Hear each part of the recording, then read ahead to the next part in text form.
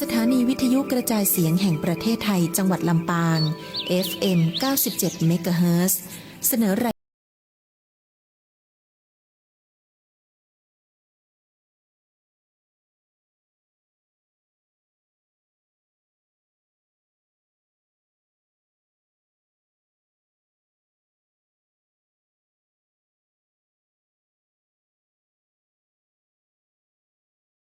ปานาติปาตาเวรมณีอทินนาทานาเวรมณีกาเมมุสาสุราเม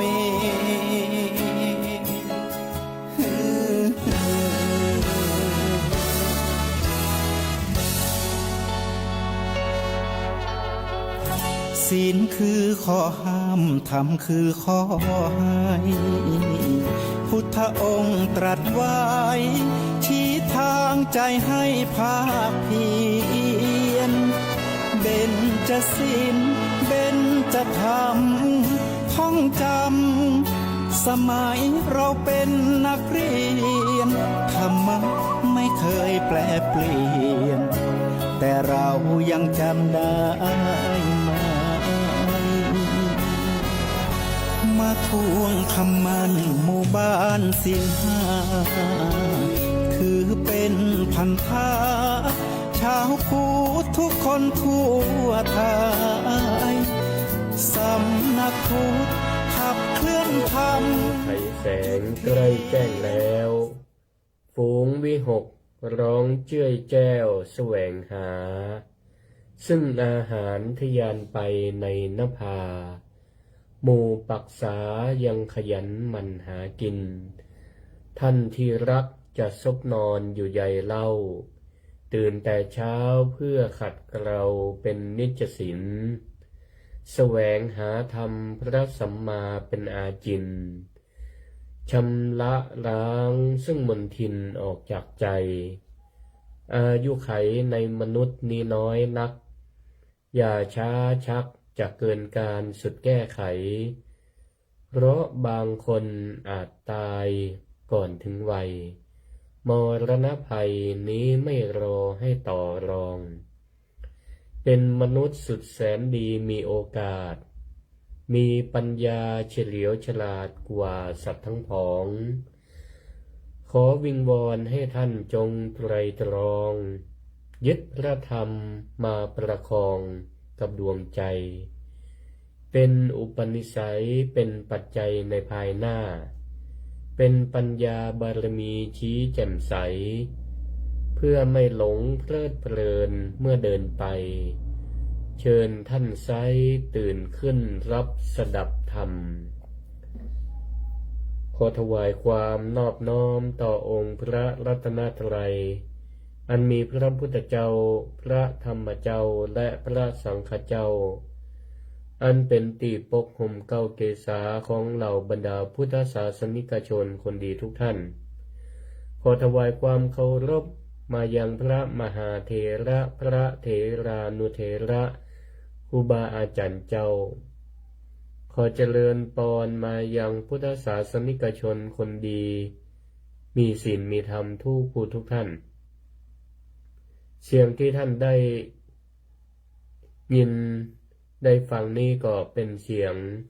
รายการธรรมยามเจ้าของคลื่นสถานีวิทยุกรมประชาสัมพันธ์จังหวัดลำปางหรือสวท.ลำปางกรมประชาสัมพันธ์สถานีวิทยุ FM 97.0 เมกะเฮิรตซ์ซึ่งรายการธรรมยามเจ้านี้ก็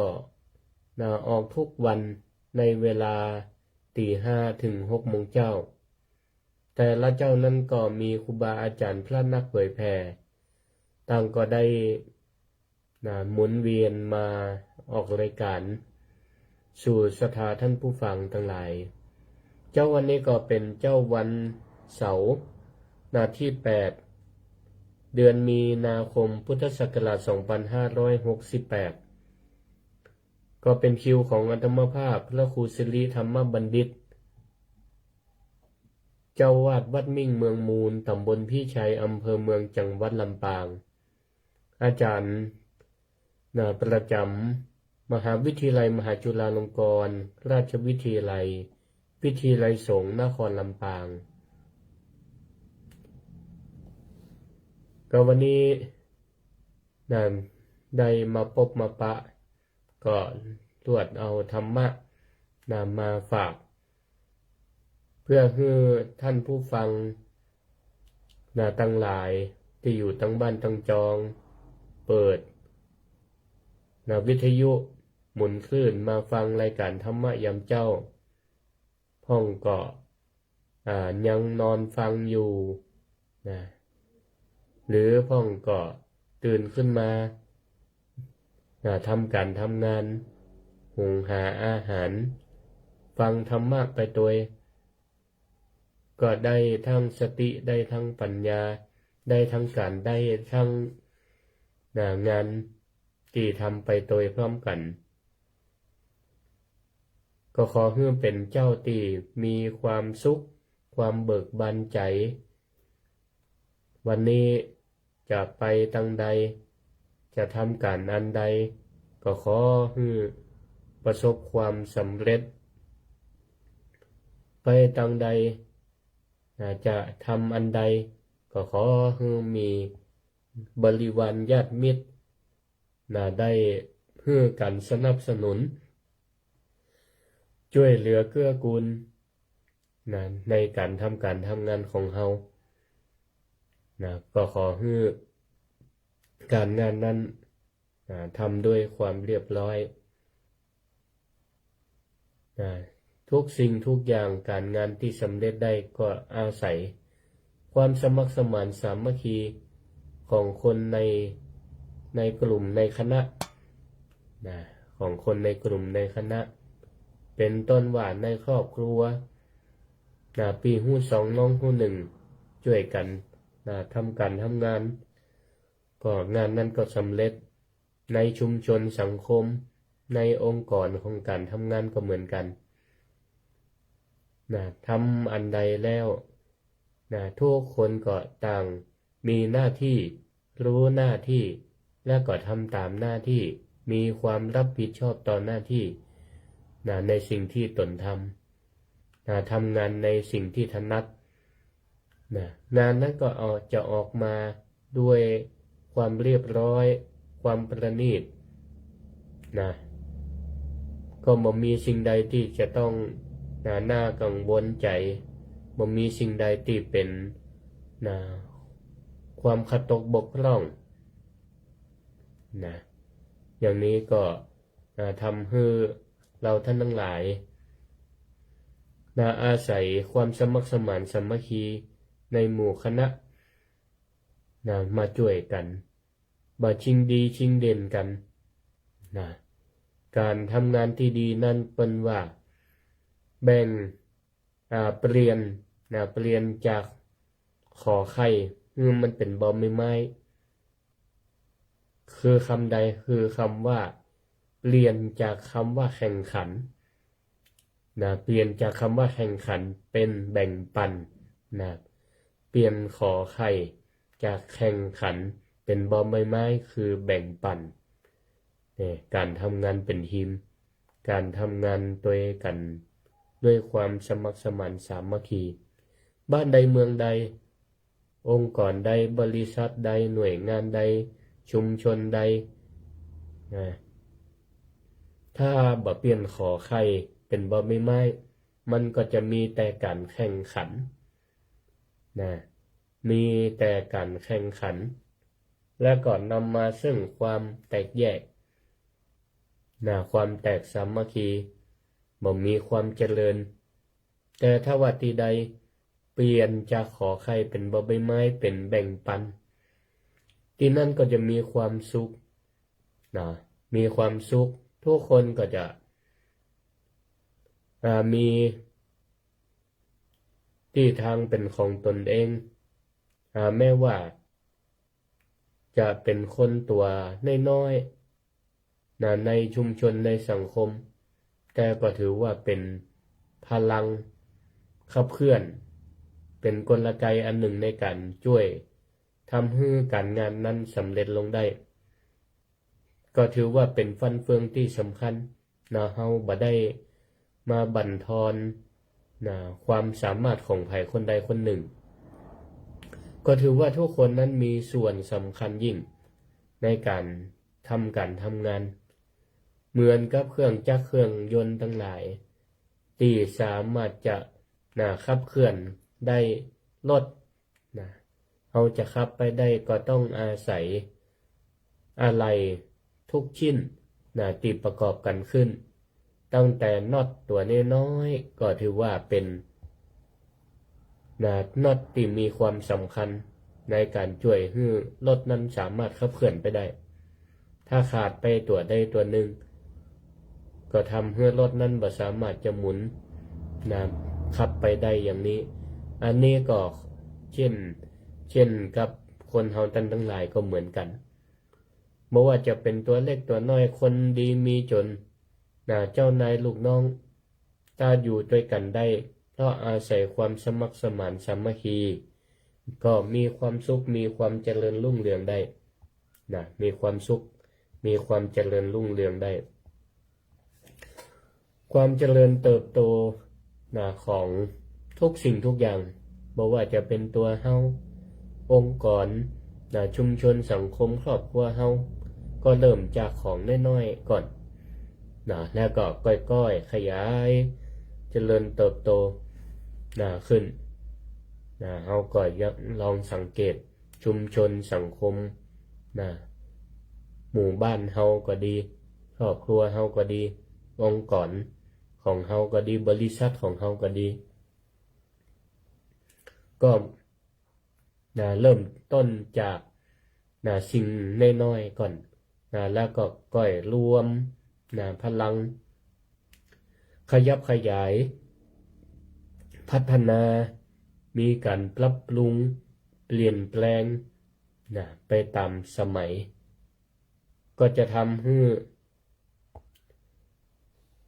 องค์กรชุมชนสังคมของเฮานั้นมีแต่ความเจริญรุ่งเรืองยิ่งขึ้นไปก็เปรียบเหมือนกับปวกตัวน้อยๆปวกท่านทั้งหลายคงเคยหันจอมปวกจอมปวกเนี่ยก็ถ้าเฮาพอพัฒนาการของมันในจอมปลวกนั่นก็จะมีจำนวนปลวกตัวน้อยๆที่อยู่รวมกันมีความสมัครสมานสามัคคีกันสามารถก่อตัวเป็นจอมปลวกขยายใหญ่ขึ้นไปเรื่อยๆทั้งนี้ก็เพราะอาศัยความสมัครสมานสามัคคีของฝูงปลวกฉันใดวัดวาอารามชุมชนบ้านเมืองบริษัทสำนักงานประเทศชาติของเฮาก็เหมือนกันฉะนั้นถ้าสมาชิกรวมตัวมีความสมัครสมานสามัคคีกันมันก็จะเจริญเติบโตรุ่งเรืองมีความก้าวหน้าทั้งเงินทองทรัพย์สินทั้งความสุขมีความเจริญก้าวหน้าจะมีแต่ทรัพย์สินจะรวยอย่างเดียวก็บ่ได้มันก็ต้องอาศัยศีลตัวเป็นว่ามีทรัพย์มีศีลมีทรัพย์มันก็ต้องมีศีลตัวอย่าหลงทรัพย์ลืมศีลเพราะอาจจะทำให้เราขาดความสุขได้มีทรัพย์เอาไว้กินมีศีลเอาไว้ปฏิบัติทรัพย์นั่นทำให้ชีวิตของเราสนุกศีลทำให้ชีวิตเรานั้นมีความสุขทุกลมหายใจได้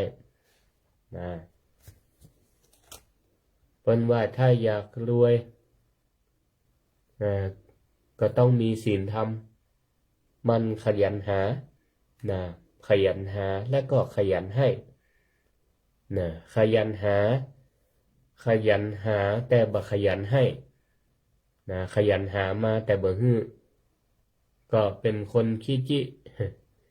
เปิ้นว่ามีกินจัดนี่จัดเดียว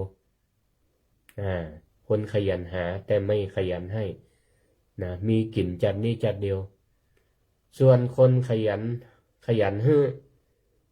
ห้แต่ไม่ขยันหาเปิ้นมาขอยังก็ใจดีฮือหมดแต่บ่ขยันทำมาหากินอีก็มีเป็นคนขี้ข้านแต่เป็นคนใจใหญ่เปิ้นว่าจาดหน้าถึงจะมีกินจาดนี่ก็ตุกไปก่อนส่วนคนทั้งบ่ขยันบ่ขยันหาจาดนี่ก็ลำบากบ่ต้องไปอู้ถึงจาดหน้าส่วนคนที่ทั้งขยันหาแล้วก็ขยันเกิดจาดหน้าก็รวยมีบริวารมีโภคสมบัติมีบริวารตัวอย่างนี้อันนี้ก็เพราะอาศัยส่วนตัวความขยันขันแข็งแล้วถ้าคนขยันมารวมกัน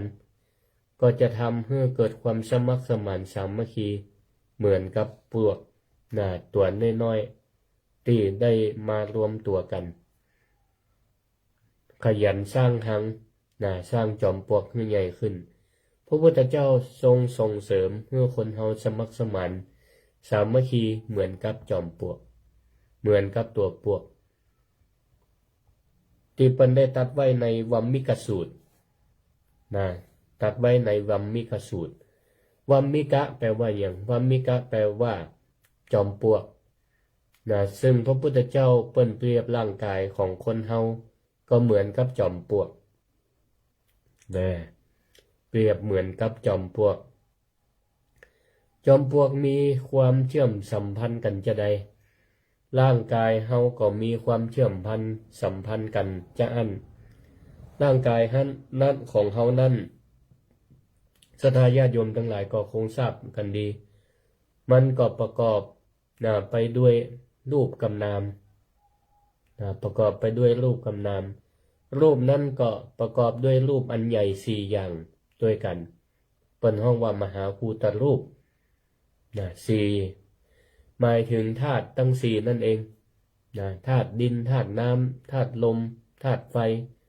มารวมตัวกันเข้ากันอย่างเหมาะสมในร่างกายเฮาเนี่ยตั้งแต่บนลงล่างประกอบด้วยธาตุทั้ง4ธาตุดินก็ได้แก่อวัยวะทั้งหลายที่เป็นข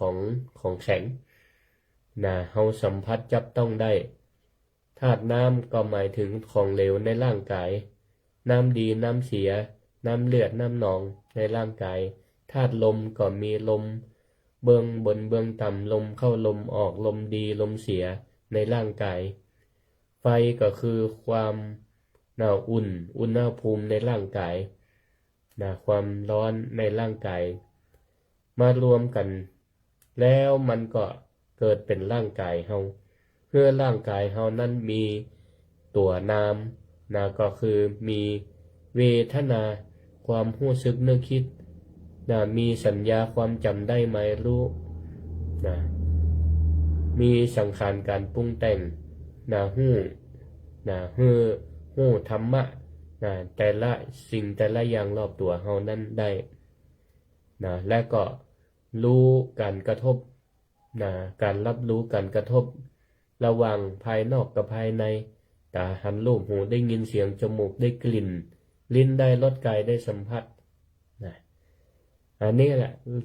ร่างกายของเฮาก็ทำงานอย่างเป็นระบบระเบียบประสานกลมกลืนกันมีแขนมีขามีมือมีเท้าเป็นอวัยวะทำหน้าที่แต่ละอย่างของตนประสานสอดคล้องกันหมดแต่ถ้าอวัยวะมันขัดแย้งกันเฮาก็บ่สามารถที่จะประกอบการงานอาชีพใช้ชีวิตประจำวันให้เป็นปกติสุขได้หรือบางห้องก็อาจจะต้องเสียชีวิตไปเลยก็มีถ้าหากว่าอวัยวะสังขารร่างกายของเฮาได้สูญเสียหน้าที่ไปบางอย่าง เช่นปากบ่สามารถจะรับประทานอาหารได้บ่สามารถจะอู้เป็นกรรมฮือถูกต้องชัดถ้อยชัดคำได้หรือภายในร่างกายเฮาลำไส้ปอดตับม้ามหัวใจลำไส้น้อยลำไส้ใหญ่บ่สามารถที่จะทำหน้าที่ไปตามปกติของมันได้เฮาก็บ่สามารถจะอยู่ได้ก็ต้องพาตัวเก่าเข้าลงหมอโรงพยาบาลรักษาไปตามอาการนั้นจอมปลวกก็เหมือนกับร่างกายของเฮาศรัทธาญาติโยมทั้งหลายประสานเข้าด้วยกันประกอบคล้ายกันถ้าเฮาไปสังเกตพอจอมปลวกตีตำบ้านตำจองแต่ก่อนหน้าวัดนี่ก็มีอันหนึ่งใหญ่ขนาดไม่มีตังใดมันก็ชอบไปก่อจอมปลวกอยู่ใกล้ไม้เพราะว่าไม้วัสดุไม้เนี่ยก็ถือว่าเป็นอาหารของจอมปลวกเราลองไปสังเกตเพราะว่าจอมปลวกเนี่ยมันก็เริ่มจากการก่อตัวประกอบกันน้อยๆคือตัวปลวกแล้วตัวปลวกเราเนี่ยมันก็จะทำงานเชื่อมประสานด้วยความสมัครสมานสามัคคีเป็นแมลงที่มีความสำเร็จในการแพร่ขยายหนักที่สุดในโลกของ1,000เป็นว่าบางห้องก่อตัวจนใหญ่ขึ้นเป็นปัญหาอุปสรรคต่อบ้านต่อจองของศรัทธาญาติโยมก็มีออกต่ำปืนหอปืนเหียนไปทำลายหลักฐานโครงสร้างของบ้านทำให้บ่มั่นคงก็มี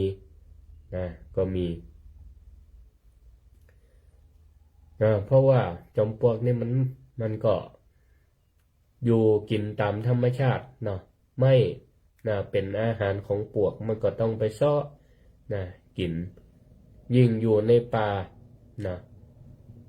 ถ้าจอมปลวกมีในป่านี่ต้นไม้ก็ตายกันเป็นต้นเศษพืชเศษอะไรอย่างต่างๆก็ย่อยสลายอย่างรวดเร็วใบไม้แห้งโตกลงมาต่ำปื้นปลวกก็ไปกินก็ถือว่ามันเป็นวัฏจักรมันเป็น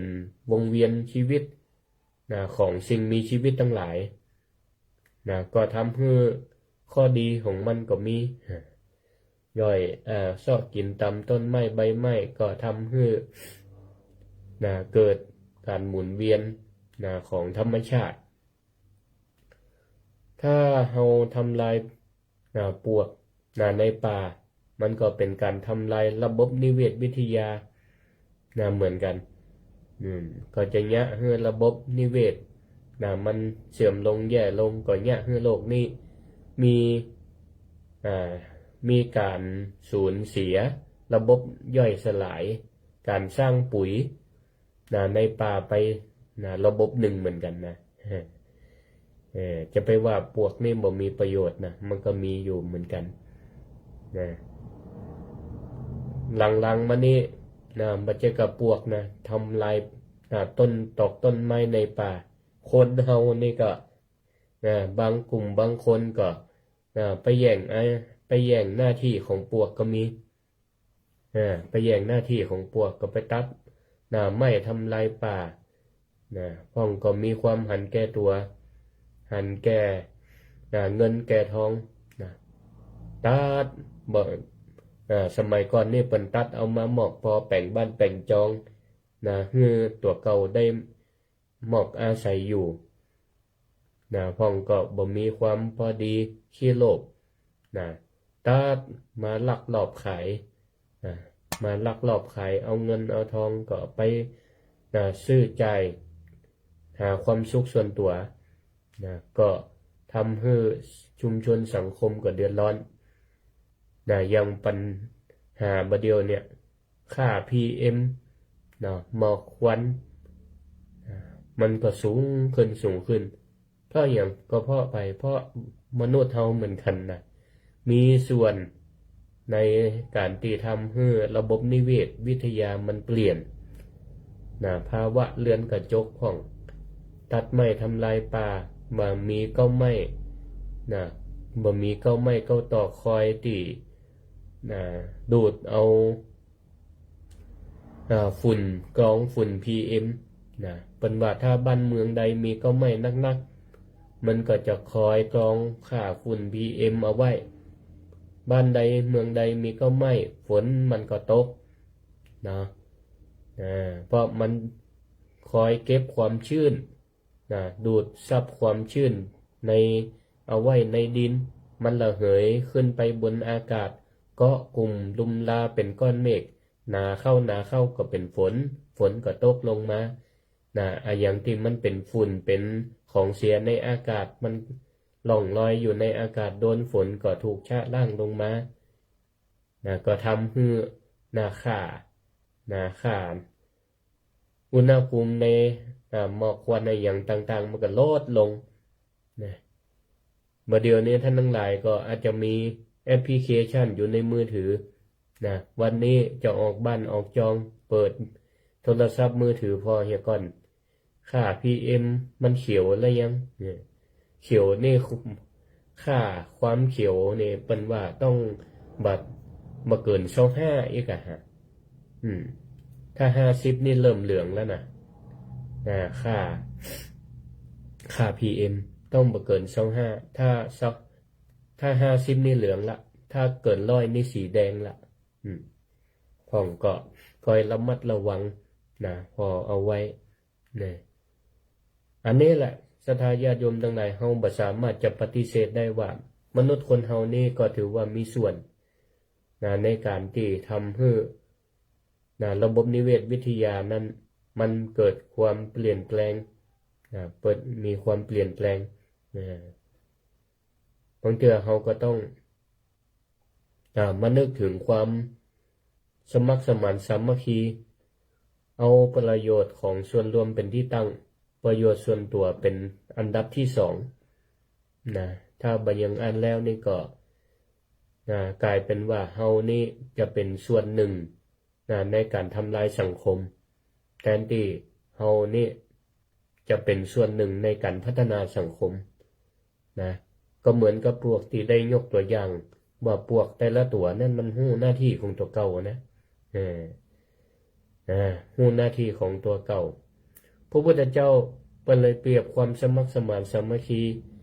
การทำงานของพวกนั้นเป็นเผ่าพันธุ์ที่ขยายตัวได้อย่างรวดเร็วสอดคล้องกับทฤษฎีวิวัฒนาการที่เป็นว่าเผ่าพันธุ์ที่อยู่รอดบ่ใช่เผ่าพันธุ์ที่ฉลาดที่สุดหรือเข้มแข็งที่สุดเผ่าพันธุ์ที่นี่ก็รวมไปถึงครอบครัวเฮาตัวบริษัทเฮาตัวที่ทำงานของเฮาตัววัดวาอารามของเฮาตัวบริษัทบ่โดนยุบวัดบ่ล่มสลายองค์กรทั้งหลายรวมถึงเผ่าพันธุ์ของมนุษย์เฮาต่างก็อยู่รอดบ่ใช่เพราะความฉลาดของมนุษย์หรือบ่ใช่เพราะความเข้มแข็งของมนุษย์แต่เพราะว่าเป็นเผ่าพันธุ์ที่ปรับตัวเก่งที่สุดมนุษย์เฮาเนี่ยถือว่าเป็นสัตว์ประเสริฐที่ปรับตัวเก่งที่สุดเฮาจะสังเกตเพราะว่าสัตว์ดึกดำบรรพ์ทั้งหลายท่านทั้งหลายคนลำปางเนี่ยเคยไปแอว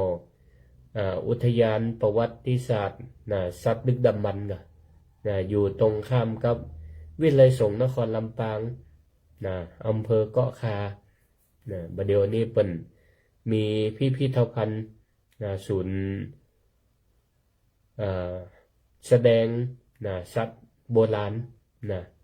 ลำปางนี่เปิ้นก็ได้ค้นพบว่าเป็นเมืองที่เก่าแก่มีสัตว์มีกระดูกสัตว์โบราณสัตว์ดึกดำบรรพ์เป็นต้นว่าไดโนเสาร์ทั้งหลายเนี่ยครบก็ขุดปะในลำปางนี่นักเหมือนกันของวัสดุของใจของคนดึกดำบรรพ์ก็มีคนพบอยู่เขาก็จะไปพอตั้งในศรัทธาญาติโยมทั้งหลาย สิงสารสัตว์แมงตั้งหลายที่เฮาบ่เคยหันในปัจจุบันเนี่ยมีนักนะไดโนเสาร์มีหลายพันหลายรูปแบบขนาดมีโอกาสก็ปลาลูกปลาหลานไปพอได้ก็เป็นความรู้เนาะเป็นความรู้ที่แตะก่อนเฮาเรียนในหนังสือแต่ก็เป็นเอามาเป็นตัวเป็นตัวอย่างคือเขาได้รู้ได้หันไดโนเสาร์นี่ก็ถึงแม้ว่ามันจะฉลาดที่สุดเป็นสัตว์ที่เข้มแข็งที่สุดใหญ่ที่สุดแต่เราลองมาพอปัจจุบันบ่มีเรื่องหันแล้วอยู่กันในวิดีโออยู่กันในพิพิธภัณฑ์สูญพันธุ์ไปเมื่อ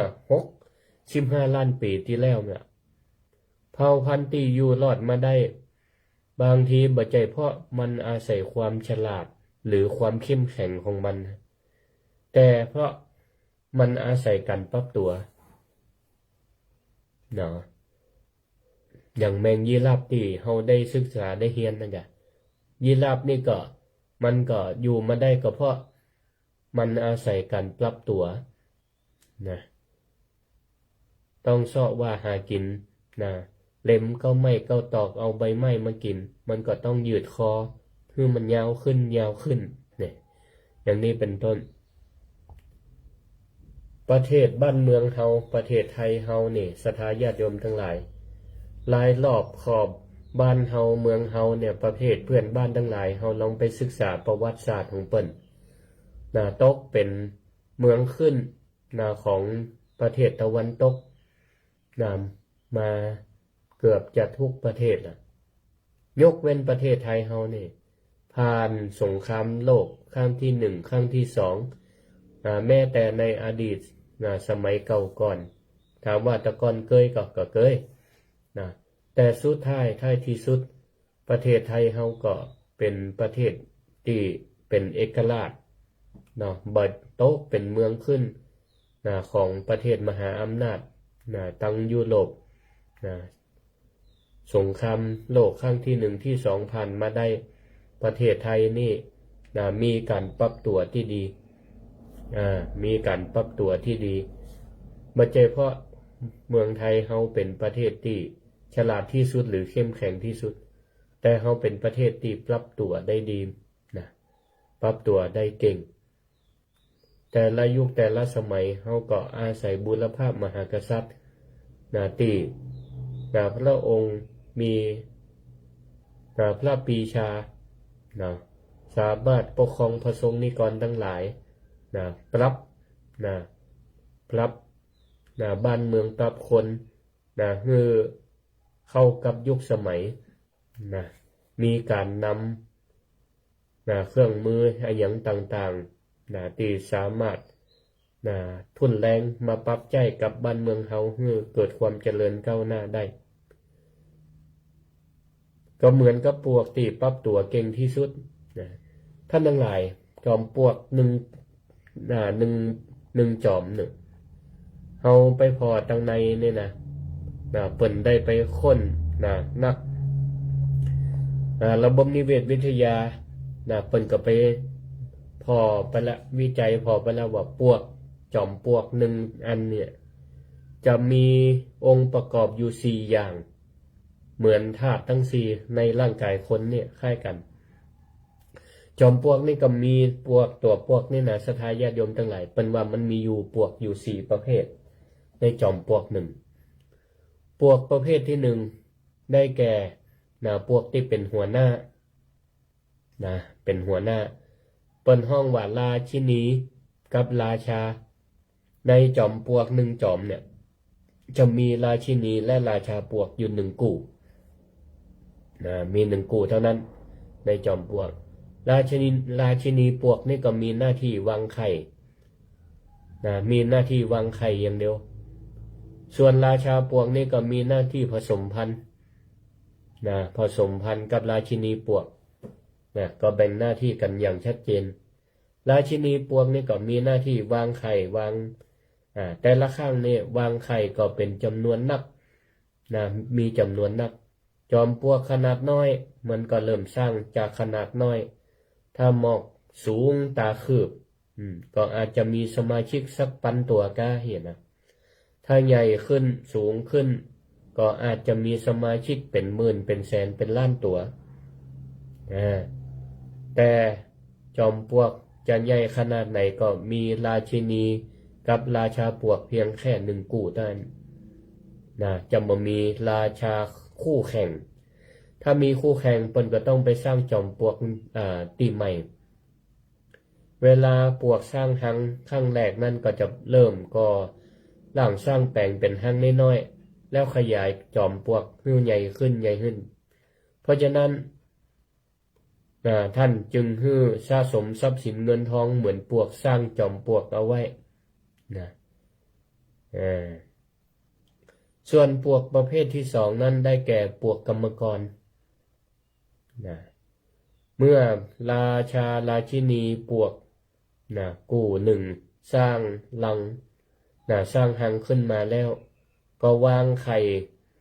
ชุดแรกออกมาเปิ้นห้องว่าเป็นปลวกกรรมกรปลวกกรรมกรก็มีหน้าที่ของมันคือทำหน้าที่อย่างเดียวนั้นก็คือมีหน้าที่หาอาหารกรรมกรปลวกนี่นะมีหน้าที่หาอาหารแล้วก็ต่อเติมขยายจอมปลวกให้ใหญ่ขึ้นใหญ่ขึ้นตีปลวกไปเซาะกินครบไม่ครบลังครบกระดาษตีเฮาใจกระดาษมีหนังสือหนังหาบ่ค่อยเปิดอ่านสักเทื่อนี่นะศรัทธาญาติโยมทั้งหลายเอาไว้ในกล่องในลังในตู้เนี่ยปลวกนี่ธรรมชาติของมันนี่นะถ้าที่ไหนมันเงียบมันบ่มีการดิ้นกันไหวปลวกนี่สังเกตพอเถอะที่ไหนมันมีไม้มีเป็นทำวัสดุเป็นกระดาษมาจากไม้เนี่ยนะไปพอเถอะเป็นลังเป็นกล่องเนี่ยนะเอาไปไว้ในห้องเก็บของเนี่ยมันเงียบบ่มีการเคลื่อนไหวบ่มีการยกไผบ่เดินกายบ่เดินคุยมันก็จะไปเกาะไปกินแล้วก็ลากเอาวัสดุไม้ทั้งหลายเนี่ยอาหารเพิ่นเฮาว่าเป็นอาหารมันก็จะลากเอาไปไปไว้ที่จอมปลวกของมันอันเนี้ยเป็นหน้าที่ของปลวกกรรมกรทำต่อตังเดินไว้ใต้ดินก็มีมึงแต่เสาะหามปะบนดินนี่ไปปาแหมกำป้นตำเสาบ้านเสาจองบางแต่เป็นเสาไม้ถ้าบ่มีกันฉีดน้ำยาอย่างไว้เนี่ยบ่มีครบกินหมดขยายมีหน้าที่ขยายก็เป็นหน้าที่ของกรรมกรปลวกนี่นะก็ง่ายได้โตดมันมาได้เนาะมันเป็นระบบนิเวศของมันมาอย่างอี้ของเฮาถ้าบัดต้องการจะให้มันมาทำลายทรัพย์สินของเฮาก็ต้องป้องกันแนวป้องกันเขตเอาไว้ส่วนพวกประเภทที่3เปิ้นห้องว่าปลวกทหารพวกทหารในเวลาไล่ๆกันนั้นราชินีปลวกก็จะออกมาไข่ปลวกชุดที่2เปิ้นห้องว่าเป็นปลวกทหารนี่ก็มีหน้าที่ปกป้องหังปกป้องจอมปลวกบ่ให้มดเข้ามากินไข่ป้องกันศัตรูของปลวกบ่ให้มดเข้ามากินไข่พวกทหารนี่ก็มันก็จะร่างกายตัวของมันนี่ก็จะกำยำหน่อยเหมือนกับคนเฮาร่างกายกำยำก็เป็นทหารป้องกันประเทศชาติพุ่นก็ทำหน้าที่ป้องกันหังเอาไว้นี่แต่ละตัวแต่ละอย่างมันก็มีหน้าที่ของมันราชินีปลวกมีหน้าที่วางไข่อย่างเดียวบ่ทำอะไรอย่างส่วนราชาปลวกก็มีหน้าที่สืบพันธุ์อย่างเดียวมันก็บ่ทำอย่างอื่นกรรมกรปลวกก็มีหน้าที่เสาะลำเลียงอาหารเอามาเลี้ยงลูกและสร้างหังในจอมปลวกอย่างเดียวมีหน้าที่ดูแลหังเอาไว้ สร้างหังส่วนพวกทหารก็บ่ทำอะไรนอกจากเป็นยามเป็นยามคอยไล่ศัตรูอย่างเดียวป้องกันศัตรูมาคุยจอมปลวกนี่มันแบ่งหน้าที่กันนะบ่ก้าวไกลหน้าที่ของกันและกันด้วยนี่อันนี้ความชันฉลาดของปลวกและปลวกประเภทสุดท้ายนะมีแห่งกลุ่มหนึ่งนะคือปลวกหมู่ปลวกที่เผยแพร่พันธุ์ปลวกแพร่พันธุ์พอมันอยู่ได้สักพักหนึ่งจอมปลวกนี่นะใหญ่ขึ้นมาสักพักหนึ่งราชินีปลวกนี่ก็จะผลิตไข่พิเศษออกมาคือไข่ชุดนี้ก็เป็นปลวกแพร่พันธุ์นะมันคุณลักษณะพิเศษก็คือมันมีปีกด้วยนะปลวกประเภทที่สี่นี่สามารถบินไปสร้างอาณาจักรใหม่เมื่อมันใหญ่เป็นหนุ่มเป็นสาวศรัทธาญาติโยมทั้งหลายเวลาหันฝนตกนะฝนตกแล้วใหม่เขาก็จะหันหมู่แมงเม่าตั้งหลายตีป้ากันออกบินล่าบินล่าหาไฟที่ใดมีไฟที่นั่นก็มีพวกมีแมงเม่ามีแมงเม่ามันก็จะอาศัยอย่างเอี้ยความเหมาะสมของอากาศแล้วก็ความเจริญเติบโตของมันใหญ่มาดีก็บินไปบินออกจากหางไปโดยสัญชาตญาณออกไปเป็นนักหลายแล้วก็ไปสร้างหางใหม่ตัวที่รอดก็ไปสร้างหางใหม่ส่วนตัวที่ตายไปใกล้กองฟืนกองไฟตกลงมาเปิดไฟตั้งใดไปตอมไปไต่ปีกมันลุดมันตกก็เป็นเหยื่อของอาหารเป็นเหยื่ออาหารของสัตว์ตั้งหลายของประเภทนกก็ดีคนกินก็หาพี่นันอันนั้นคมยี่เป็งก็เข้ามาฟังเจริญพรบางที่บางแห่งนี่ก็เอาแมงเม่าไปคั่วก็มีเหมือนกันนะเขาจะหันได้ว่านี่ศรัทธาญาติโยมทั้งหลายปลวกนี่ในหนึ่งจอมปลวกหนึ่งเนี่ยมีปลวกอยู่4ประเภทนะแต่ละประเภทก็แบ่งหน้าที่กันชัดเจนว่าปลวกตัวไหนเป็นปลวกกรรมกรตัวไหนเป็นราชินีเป็นราชาปลวกก็ทำหน้าที่ปลวกกรรมกรสร้างหังหาอาหารมาพวกทหารก็มีหน้าที่เฝ้ารักษาจอมปลวกเอาไว้บ่ฮือสัตว์อื่นๆมากวนมาคุยพวกสืบพันธุ์พวกแพร่พันธุ์ก็มีหน้าที่ไปขยายหังตีอื่นต่อเพราะฉะนั้นในวิวัฒนาการบ่ว่าจะเป็นของมนุษย์ของสัตว์ทั้งหลายที่เราเอามาเป็นตัวอย่างก็คือเป็นการแสดงถึงคุณธรรมของมันว่ามันมีความสมัครสมานสามัคคีกลุ่มใดชุมชนใดสังคมใดครอบครัวใดมีความสมัครสมานสามัคคีกันได้ก็เพราะว่า 1. แบ่งหน้าที่กันทำ 2. ทำหน้าที่กันได้อย่างชัดเจน 3. เกิดพัฒนาการนี่ก็จะทำให้ชุมชนสังคมนั้นมีความเจริญรุ่งเรืองมีการพัฒนาตัวขึ้นวงจรของปลวกมีการพัฒนาเมื่อปลวกแต่ละอย่างทำหน้าที่ของตัวเก่าขับเคลื่อนกันไปอย่างนี้มันก็จะเกิดการก่อตัวพัฒนาจากจอมปลวกตีน้อยก่อใหญ่ขึ้นเพราะปลวกทั้งหลายเหล่านี้มันทำหน้าที่ของมันอย่างชัดเจนบ่แย่งหน้าที่กันบ่แย่งหน้าที่กันเข้าตำนองที่ว่าผลัดกันดีกันทุกคนชิงกันดีบ่ดีสักคนคำสำนวนครูบาอาจารย์เป็นว่าไว้ถ้าผลัดกันดีก็หมายความว่าเฮาก็หมุนเวียนเปลี่ยนกันดีคนนี้ทำดีก็ยกย่องชมเชยคนในองค์กรผลัดกันขยันขันแข็งช่วยกันช่วยกันเสริมช่วยกันหนุนเป็นว่าได้ดีทุกคนแต่ถ้าแข่งกันดีชิงกันดีสุดท้ายแล้วมาดีกันสักคนมันบ่ได้ดีสักคนเลยมัวแต่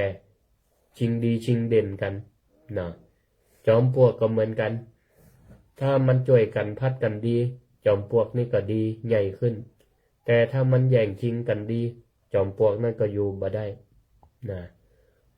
ประเทศนะประเทศของเฮาก็เหมือนกันนะผลัดกันดีได้ดีทุกคนชิงกันดีก็บ่ได้ดีสักคนนะอันนี้ก็ชุมชนสังคมก็ถือว่าเราควรเอาคุณธรรมเรื่องความสมัครสมานสามัคคีนะมานะประยุกต์นะในการทำงานนะในการช่วยเหลือเกื้อกูลซึ่งกันและกันอย่างที่ได้อู้เบื้องต้นว่าเราเปลี่ยนจากแข่งขันเปลี่ยนขอใครให้เป็นบ่ไม้มาเป็นแบ่งปันนะก็จะทำให้ชุมชนสังคมเฮานั้นน่าอยู่นะมีแต่ความฮักความเมตตาซึ่งกันและกันนะเอื้ออาทรต่อกันบ่แข่งขันบ่ชิงดีชิงเด่นกันนะมีนิทานมาเล่าให้ฟังนะเพิ่นว่ามีพี่น้องคู่หนึ่งอยู่ตัวกันมาตั้งแต่น้อยจนใหญ่พอเสี่ยงบุญป่อเสี่ยงบุญแม่ก็แบ่งที่ดินกันทำมาหากินนะแบ่งที่ดินที่นากันคนละเกิงอยู่ติดกันปีเอาไปเกิงหนึ่งน้องก็เอาไปเกิงหนึ่งแบ่งกันทำมาหากินที่นาอยู่ติดกันมีลำห้วยมีลำห้วยเลิกขั้นกลางเขาก็แบ่งน้ำกันกินกันใจอยู่ตัวกันมาด้วยความสมัครสมานสามัคคีนะมีแต่การแบ่งปันบ่ได้แข่งขันจนอายุนักขึ้นก็ละหองละเหงพิษกันขึ้นมาเพราะไปหลู่น้ำในห้วยเหมือนในสมัยพุทธกาลพระประยุรญาติของพระพุทธเจ้าอาศัยแม่น้ำโลหินีแบ่งหลู่น้ำกันไปแง่ให้แง่นานี่ก็เลยพี่น้องนี่ก็เลยบ่อู้จากันหันหลังใส่กันน้องก็ทำอายังก็ประชดที่นี่ก็เลยหลู่น้ำกันก็เลยขุดหลอกจากห้วยแคบก็ขุดห้องให้มันกว้างขึ้นเพื่อแยกให้ตีของสองคนพี่น้องนี่กว้างออกมาอย่างชัดเจนจนบ่สามารถจะเดินข้ามหากันได้แต่ก่อนนี่หมอกไม้กระดานไม้แป้นสักแผ่นหนึ่งกายหากันก็เตียวข้ามหากันได้เหมือนหมอกเปิ่นข้ามคันนาข้ามห้องน้ำคันนานบ่เดียวมันกว้างขึ้นจนบ่สามารถจะข้ามมาหากันได้คนที่เคยฮักสามัคคีก็กลายเป็นคู่กรณีทะเลาะวิวาทนี่มันบ่ได้แบ่งบ่ได้แบ่งปี่แบ่งน้องบ่ได้แบ่งสายสัมพันธ์ญาติสนิทมิตรสหายจะได้ก็จ้างถ้าคัดแย่งกันบ่อู้บ่จาเป็นปี่เป็นน้องป้องปลายกระจ่างตะในวันหนึ่งก็มีคนมาเคาะประตูบ้านของผู้เป็นพี่อ้ายแล้วที่นี่พี่อ้ายก็เปิดประตูก็ป้าปัจจัยแปลกหน้าคนหนึ่งสไปถุงเครื่องคว้ามือก็มาถามมาแนะนำตัวเก่าว่าเป็นช่างไม้ในกระเป๋านี่ก็มีอุปกรณ์เป็นซิวเป็นมุยเป็นซิวเป็นเสียมเป็นเลื่อยเอาไว้ซ่อมแซมก็เลยถามว่ามีการฮื้อเนี่ยก็มีการฮื้อเนี่ยก็ผมขอมาแยกกันตัวสัก 2-3 วันได้กะจ้างกะแห้งก็จะไปละทีนี้ไอ้ก็เลยตอบไปว่ามานี่ก็พอดีละพอดีมันมีลำห้วยกว้างขนาดน้องซึ่งก็พิษกันเนี่ยมันขุดออกกว้างขึ้นมันให้จะจังผมก็จังมันเหมือนกันช่วยแปลงหัวคือกำเดะ นะเมื่อมันสูงมอกที่ผมพอข้ามไปตีบ้านมันบ่หันตัวมันก็แล้วกัน มันต้องหันหน้ากันจังขี้หน้ามันนี่มันช่างไม้ก็เลยบอกว่าได้ครับว่าแต่มีไม้ก็ที่จะมาแต่งหัวเนี่ยก็ตอบไปว่ามีพ้องแต่ก็หัวนี่มันก็ต้องยาวของมอกอีนินถ้าจะบอกปอไม่ไผ่ไม่ยังก็ให้จะบอกปออุปกรณ์ก็เล็กก็ให้จะบอกครบนะไม่เล็กตะปูให้จะบอกครบให้จะต้องไปซื้อในเวียงบ่ละเดี๋ยวผมจะไปซื้อมาให้เอาสลามีครัวต่อใดก็แปลงไปก่อนแปลงล่วงหน้ารอไปก่อนเดี๋ยวผมไปซื้อครัวมาเพิ่มให้ว่าแล้วก็หายไปเข้าไปในเวียงส่วนสลาไม่เนี่ยก็แปลงก็เริ่มแปลงละที่นี่ตกแรงมาก็ลูกเวียงซื้อครัวปิกมาก็รีบไปพอหัวที่ได้สั่งเอาไว้ก็ปรากฏว่ากำมหันหัวสักอันก็เลยแปลกใจสงสัยว่ามันจะได้ช่างไม้มันหนีไปก็ว่าจะได้บ่แปลงหัวเฮือสกรรมแทนที่ช่างไม้จะแปลงหัวกลับกลายเป็นว่าแปลงสะพานแปลงสะพานไม้ข้ามห้วยมีเจียกแปลงเจียกกังเอาไว้อย่างแน่นหนามีเฮาจับข้ามไปถึงฝั่งบ้านน้องเบาได้ตัวในขณะที่ปิกมาแล้วก็ยืนพอด้วยความงงยืนพอสะพานไม้ด้วยความงงอยู่หั่นน้องเบาของแกก็เดินมาปะพอดีแล้วทีนี้ก็ได้มาพอหันสะพานตีฮือช่างไม้แปลงก็เลยขึ้นมาว่าเบาเฮานี่อย่ามาเป็นคนดีแต่ดีว่ะขนาดเฮาด่าขนาดเฮาประชดขุดห้วยขุดคลองขยายเอามาแบ่งเขตจัดกว้างมือมันเตียวข้ามหากันได้เฮานี่ก็ยังมีความดีมีน้ำใจอภัยบ่ถือบ่โคตรเนาะมันยังแปลงสะพานเชื่อมมาถึงกันแฮมอันเนี้ยเป็นว่าเลือดมันตึงข้นกว่าน้ำแท้ๆโลนี่ปีน้องป้องไปกันนั่นมันตึงตัดสายกันบ่ได้ตัดสายสัมพันธ์กันบ่ได้ว่าแล้วน้องเนี่ยก็เลยเดินข้ามสะพานท่านมาข้ามสะพานเข้ามาโผล่กอดบนสะพานมิตรภาพที่สร้างแล้วใหม่สถานการณ์ก็เลยกลับตลปัดจากตะกอนเกยโขดเกยจังกันทะเลาะวิวาทกันก็มาคืนดีกันเพราะอย่างพ่อช่างไม้เป็นเหตุพ่อช่างไม้คนนี้เป็นเหตุได้สร้างแปลงสะพานข้ามห้วยจึงเกิดความสมัครสมานสามัคคีเชื่อมสองฝั่งให้มันเป็นอันเดียวกันนี่เป็นห้องว่าสะพานมิตรภาพพอช่างไม้หันปีน้องเปิ่นคืนดีกันแล้วก็รีบเก็บอุปกรณ์ใส่กระเป๋าไปก่อนที่จะเดินจากไปก็เลยบอกว่าช่างอย่าฟังไปเตื้อเฮามีงานให้ทำอยู่มีงานให้ทำอยู่นักอยู่นะช่างไม้บอกว่าผมอยู่บ่ได้ต้องไปแปลงสะพานมิตรภาพที่เห็นหลายหมู่บ้านอยู่เห็นหลายหมู่บ้านอยู่นี่ศรัทธาญาติโยมทั้งหลายฟังเรื่องนี้แล้วเป็นไงคนสร้างสะพานมิตรภาพก็คือคนที่อนุเคราะห์ทำให้คนสมัครสมานสามัคคีกัน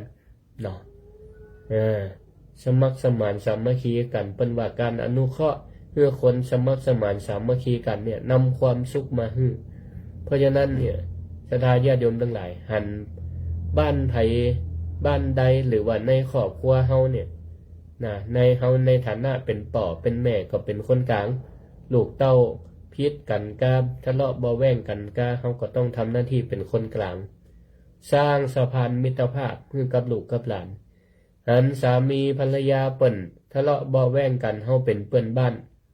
ก็ป้ากันช่วยกันสร้างสะพานมิตรภาพให้เปิ้นเหียเนาะ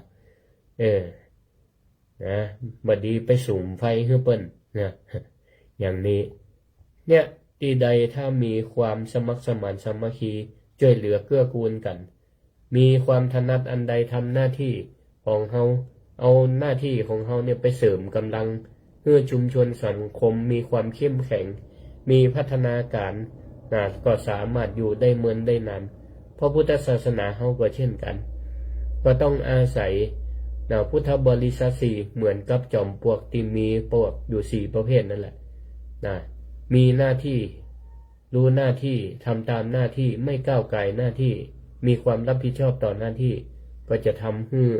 ชุมชนสังคมนั้นเข้มแข็งเพราะพุทธศาสนาเฮาก็จะมีความเข้มแข็งแล้วก็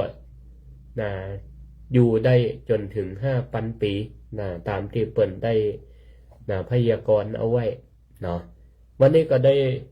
อู้เรื่องเกี่ยวกับความสมัครสมานสามัคคีเปรียบเทียบกับจอมปลวก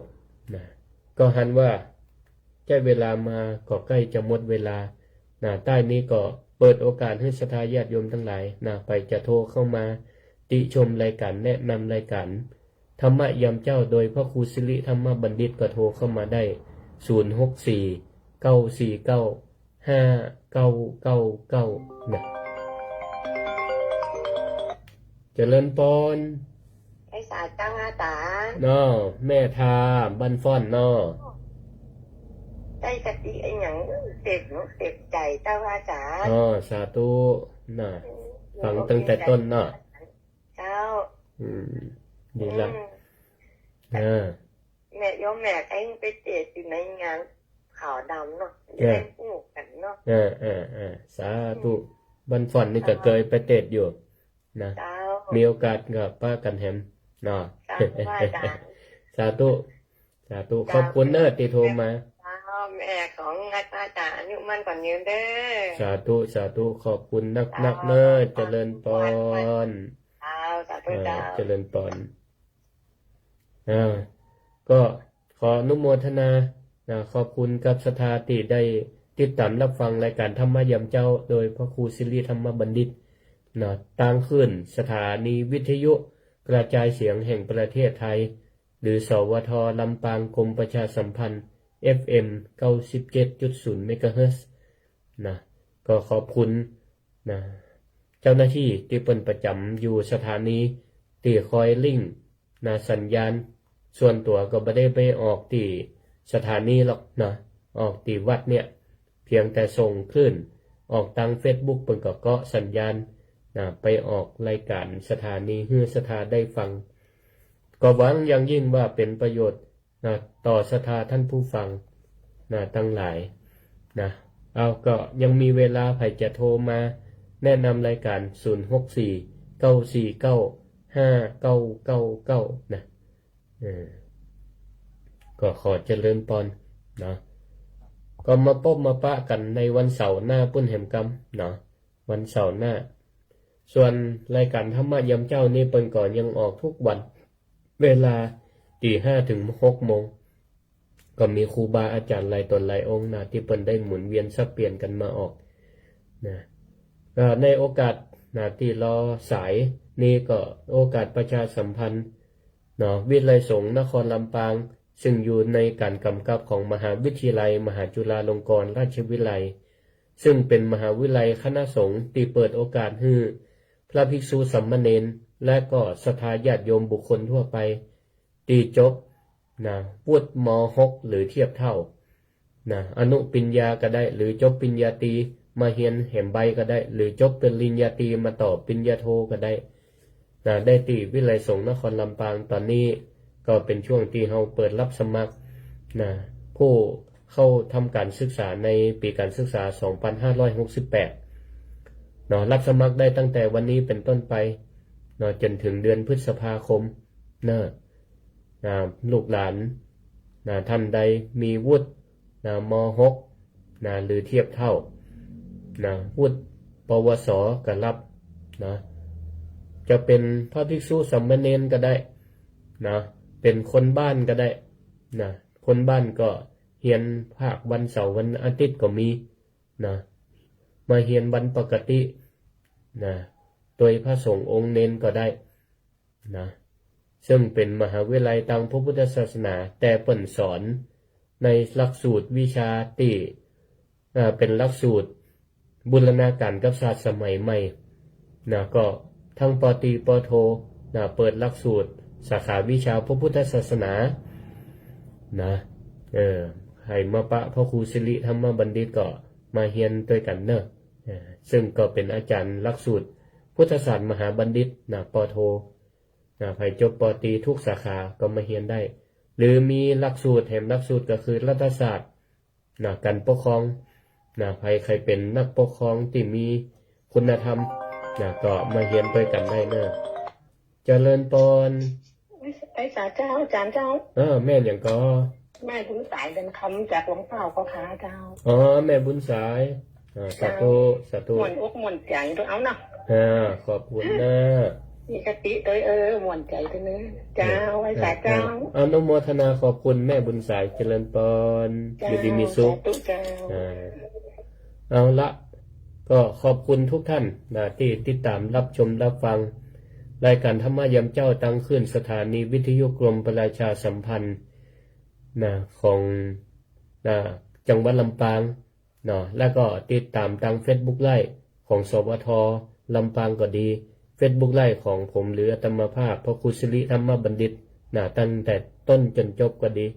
นะก็ขออำนวยอวยพรให้ทุกท่านอยู่ดีมีความสุขเหมือนกันทุกท่านทุกคนเตือนติดตามรับฟังรายการธรรมะยามเช้าได้ใหม่ในวันและเวลาเดียวกันนี้ทางสถานีวิทยุกระจายเสียงแห่งประเทศไทยจังหวัดลำปาง FM 97 เมกะเฮิรตซ์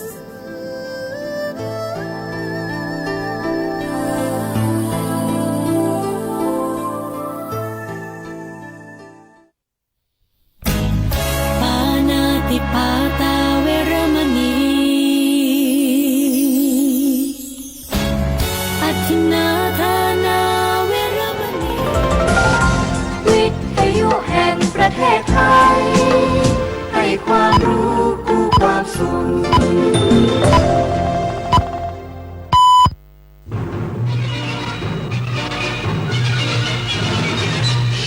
สถานีวิทยุกระจายเสียงแห่งประเทศไทยและเครือข่ายทั่วประเทศเสนอข่าวต้นชั่วโมงรู้เร็วรู้จริงเกาะติดทุกสถานการณ์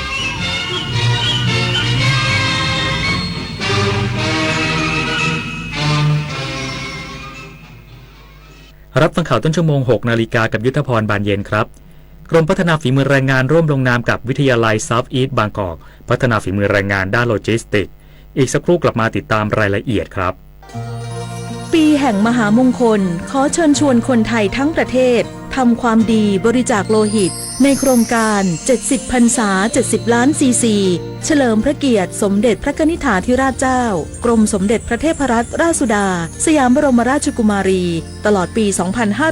2568 บริจาคครบ2 ครั้งจะได้รับพระผงหลวงปู่มั่นภูริทัตโตเป็นที่ระลึกดูรายละเอียดได้ที่ thaibloodcenter.redcross.or.thศูนย์อำนวยการใหญ่จิตอาสาพระราชทานเชิญชวนเยาวชนและประชาชนผู้รักการถ่ายภาพส่งภาพถ่ายและคลิปวิดีโอสั้นจากโทรศัพท์มือถือหรือกล้องดิจิทัลเข้าประกวดชิงรางวัลในหัวข้อกิจกรรมจิตอาสาส่งผลงานได้ตั้งแต่บัดนี้ถึง31 มีนาคม 2568 สอบถามรายละเอียดได้ที่ 021634639 ร่วมถ่ายทอดเรื่องราวจิตอาสาผ่านเลนส์สร้างแรงบันดาลใจให้สังคมจากน้ำพระราชหฤทัยของพระบาทสมเด็จพระเจ้าอยู่หัวที่มีพระบรมราโชบายในการพัฒนาฟื้นฟูคลองต่างๆทำให้คลองแม่ข่าจังหวัดเชียงใหม่เปลี่ยนจากคลองที่มีสภาพเสื่อมโทรมเต็มไปด้วยขยะและน้ำเน่าเสียสู่การเป็นแม่ข่าโมเดลคลองสวยน้ำใสไหลดีชุมชนมีสุขต้นแบบโครงการจัดการคูคลองในแหล่งชุมชนเพื่อสภาพแวดล้อมที่ดีและพัฒนาคุณภาพชีวิตของประชาชนอย่างยั่งยืนคนชอบตื่นเช้าฟังข่าวตอนเช้าให้ทุกเช้ามีสาระตีของร้องข่าวสื่อสารตรงถึงชาวบ้านในทุกพื้นที่ผ่าน านหอกระจายข่าวทั่วไทยจากการจับมือกันแน่นของกรมประชาสัมพันธ์และกระทรวงมหาดไทยออกอากาศทุกวันเวลา 6:30 น.ถึง 6:45 น.ในรายการข่าวยามเช้า FM 92.5 เมกะเฮิรตซ์ทางสถานีวิทยุกระจายเสียง